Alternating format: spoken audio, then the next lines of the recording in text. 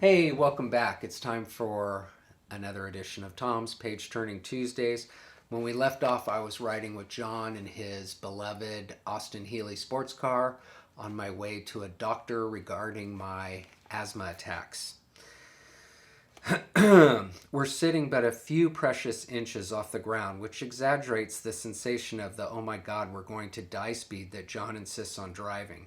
He brakes hard before every turn and guns it on every straightaway. I'm too busy trying not to shit my pants to holler in protest. The car turns hot and it feels like the soles of my shoes are melting into the floorboards. Any minute now, we'll skid off the road, roll, catch on fire, explode, and die. John likes torturing me. He's in a zone, like he's on a racetrack trying to keep Mario Andretti off his ass. Finally, we screech to a stop in the parking lot of a doctor's office. I get out, kiss the ground, and follow him inside. John doesn't notice or care that I'm extremely nervous. When the assistant calls my name, there's no reassuring words or sympathetic smiles. He just keeps reading his magazine. I'm taken into a room with an elevated bed that has a strip of waxy paper running down the middle. She tells me to remove my shirt and to have a seat on the paper and face the window.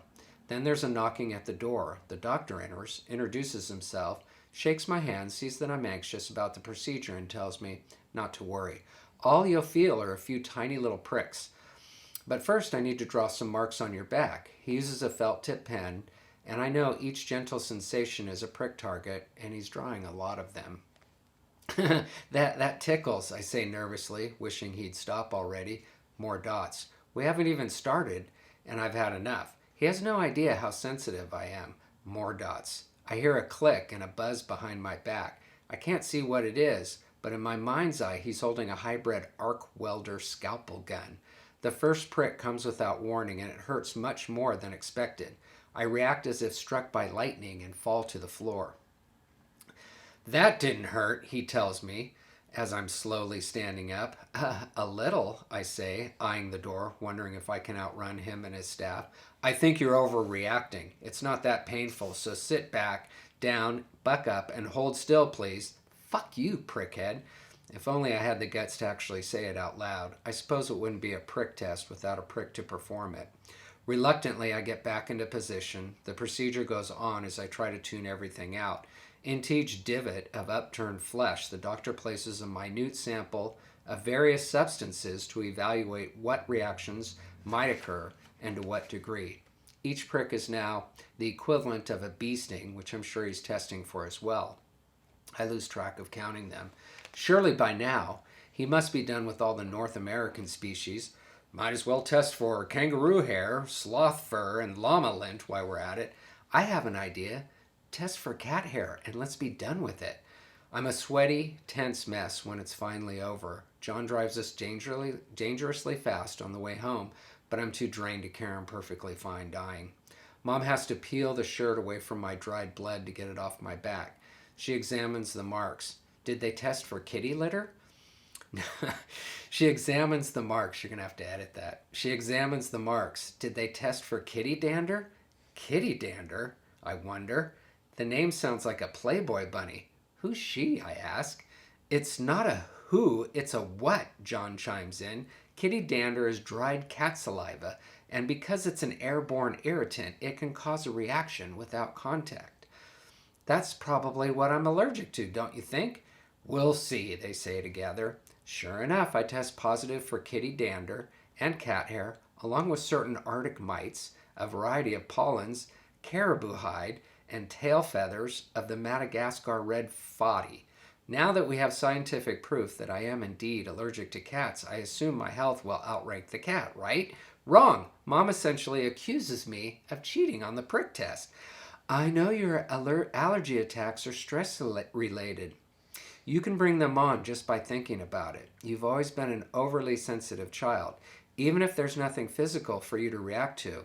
I've seen you make yourself sick. Mom, I can't will these welts or puffy my eyes or this mass quantities of mucus in my lungs and nose. If I could do that, I'd be a famous actor. But my half-winded protests have no effect on her. You can control your asthma attacks with relaxation exercises. You don't need medicine. Just breathe. That's the problem. I can't. She makes me lie down on my bed. I mean, focus on your breathing. In and out.